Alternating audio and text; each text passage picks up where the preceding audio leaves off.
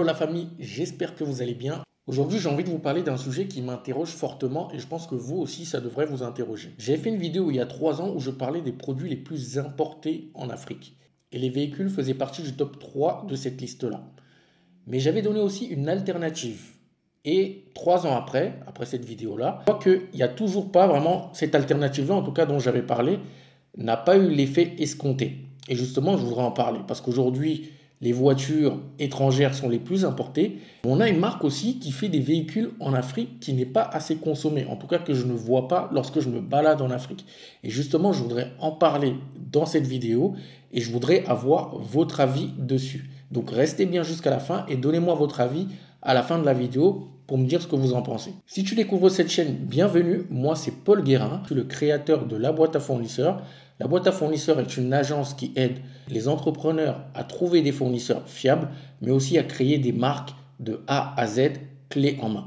Donc pour tous vos besoins en termes de fournisseurs, que ce soit en termes de fournisseurs, de produits, de machines pour créer votre unité de production ou pour avoir des fournisseurs pour vos boutiques, n'hésitez pas à nous contacter. Et également, si vous voulez créer une marque, vous êtes dans la diaspora, vous souhaitez créer une marque, que ce soit en Europe ou en Afrique, n'hésitez pas à nous contacter dans les commentaires ou via nos différents réseaux sociaux. Donc, comme je vous disais en intro de cette vidéo, on a un vrai problème, en tout cas un vrai problème, je pense qu'il y a beaucoup de continents qui ont ce problème-là, dans l'importation des véhicules. Aujourd'hui, l'importation des véhicules, lorsqu'on va dans nos villes, on est saturé de véhicules. Et aujourd'hui, les véhicules sont là de plus en plus. Aujourd'hui, maintenant, on a des concessionnaires, par exemple à Abidjan, tous les concessionnaires sont quasiment là. Donc il y a CFAO, il y a Daimler qui est là, il y a Changan, il y a JLR, donc Jaguar Land Rover. Donc il y a toutes les grosses marques qui sont arrivées là, ce qui fait que les prix des voitures aujourd'hui coûtent extrêmement cher et en fait on ne fait que consommer des voitures étrangères.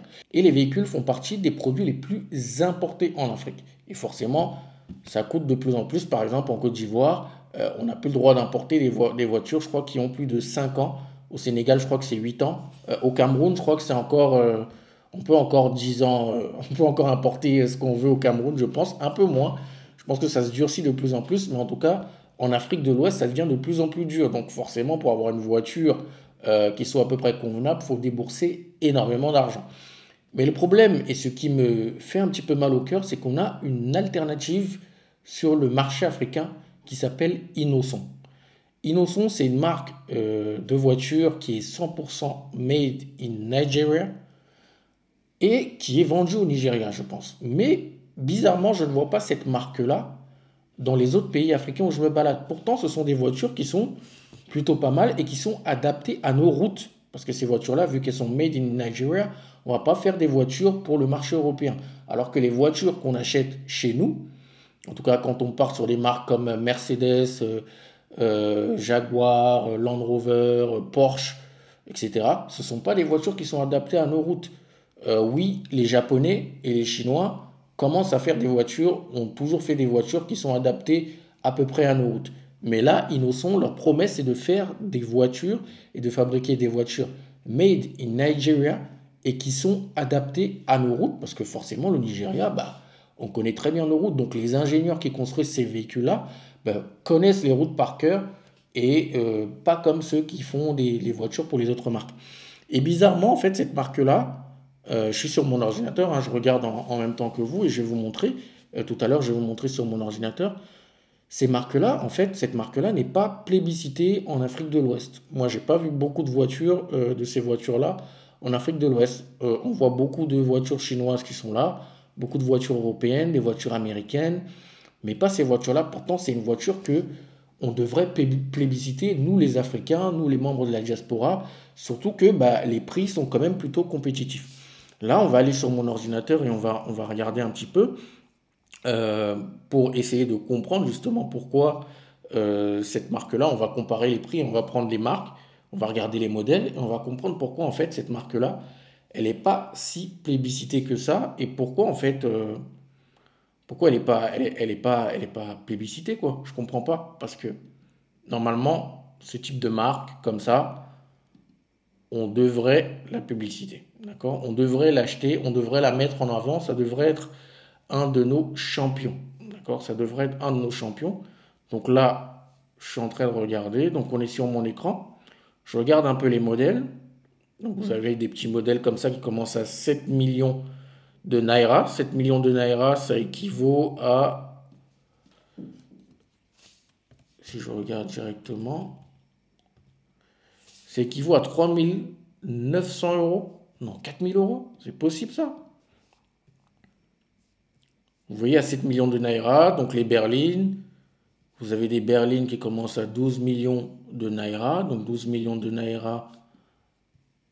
12 millions de Naira, vous êtes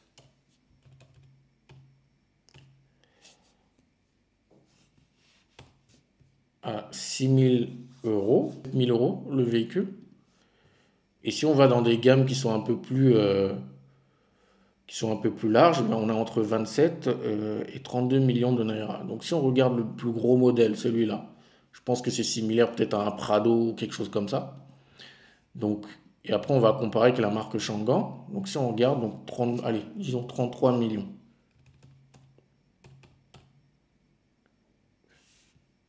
Pardon, j'ai dit une bêtise. Donc ça fait 18 000, ouais, 18 600 euros. D'accord? Pour un véhicule comme ça, qui est, je pense, pour moi, leur gamme de Prado, quoi. Ça doit être ça. Donc 32 millions. Donc si on va chez un Changan, d'accord? Par exemple, Changan, qu'on connaît bien, qui est une marque chinoise. Donc là, on est à, je pense que le modèle similaire, ça va peut-être être, 158 chevaux. Ça va être celui-là, je pense. Qui est à 264 900 dirhams. C'est moi qui ai mal vu. Donc là, ça fait quoi? 264 900. Donc il y a 264 900. Donc le modèle similaire chez Changan. Donc 264 900. Ça fait 24 000 euros. Donc on a quasiment, là, on est à 18 000 euros pour un modèle similaire, quasi similaire. Et là, on a 18 000 euros. Et là, on est à 24 000 euros. Et si on va chez les japonaises, forcément, là, on va exploser les prix. Et justement, pourquoi? Déjà, en termes de prix, on est moins cher. Donc, pourquoi on n'achète pas ces voitures-là? En termes de prestations, honnêtement, je vous dis ça, je ne sais pas ce que ces voitures-là valent. D'accord? Je ne sais pas ce qu'elles valent. En tout cas, la promesse me paraît intéressante. Donc, pourquoi ne pas tester? Et vu le prix des voitures, on a vu, il y a des voitures qui peuvent commencer à 8 000 euros. Pourquoi ne pas tester quoi? 8 000 euros, on ne perd rien. Une voiture qui est neuve, je pense que ça peut durer. Même pour faire les Yango, ils ont des berlines.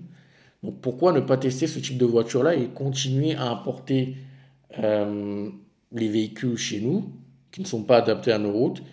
Et ça nous empêche aussi de mettre en avant un champion national et de le faire grandir. Et plus ça grandit, plus il y a de nouvelles usines qui vont arriver. C'est ça le truc. C'est que plus on pousse un champion, une usine, plus d'autres investisseurs vont vouloir investir dans d'autres usines pour faire plus de voitures made in Africa. Donc c'était un petit peu la réflexion que moi je voulais partager avec vous.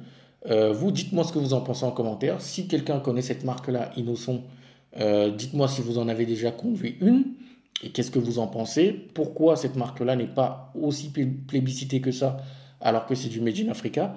Bon, c'est vrai, on va pas se mentir, les voitures sont pas hyper belles quoi. Esthétiquement, quand tu regardes un Innoson et un Changan, c'est vrai que c'est un peu plus beau quand même, un Changan ou d'autres marques. Mais est-ce que vraiment on est dans l'esthétique ou on est dans la fonctionnalité? Moi, je pars du principe où, pour mon histoire personnelle, moi j'ai très longtemps conduit une Dacia Sandero. Vous savez, c'est les premières Dacia. Mais c'était un bulldozer, quoi. C'était un bulldozer, j'avais jamais de problème avec. Mécanique, j'ai mis 3 ou 4 ans avec avant de changer pour prendre une plus grosse berline. J'ai jamais eu de problème avec. J'ai jamais eu de problème avec. Elle allait chez le garage que pour l'entretien annuel. Aucun problème avec. Fonctionnel. Elle m'emmenait, elle me ramenait. Je faisais de la route pour aller. À l'époque, je faisais beaucoup Paris-Lille, Paris-Bruxelles. Elle m'emmenait sans problème. C'est clair que c'est pas le confort d'une berline, d'un Mercedes ou même d'une Golf ou d'un. C'est pas, c'est clair. Mais il y a le confort. Ce niveau de confort-là, il faut aller le chercher lorsqu'on a, on en a vraiment les moyens, lorsqu'on a une entreprise. Parce que Bien sûr, si vous ne savez pas, c'est bête d'acheter ces voitures-là neuves avec la décote. Donc, en tout cas, c'est vrai qu'elles sont pas très belles, mais est-ce que c'est vraiment ça le plus important? Est-ce que c'est vraiment ça le plus important? Le plus important, est-ce que ce n'est pas de mettre en avant ce type de champion-là et pour pouvoir après développer des nouveaux modèles? Et surtout que je pense que les nouveaux modèles d'aujourd'hui sont de plus en plus beaux. En fait, Innocent, je le vois un peu comme Dacia en Europe. Dacia est arrivé au début, comme je vous disais, avec le Dacia Sandero, euh, Dacia Logan. Ah non, je vous ai dit Sandero, j'avais une Logan, donc la plus moche des voitures. La plus moche des voitures qui existent.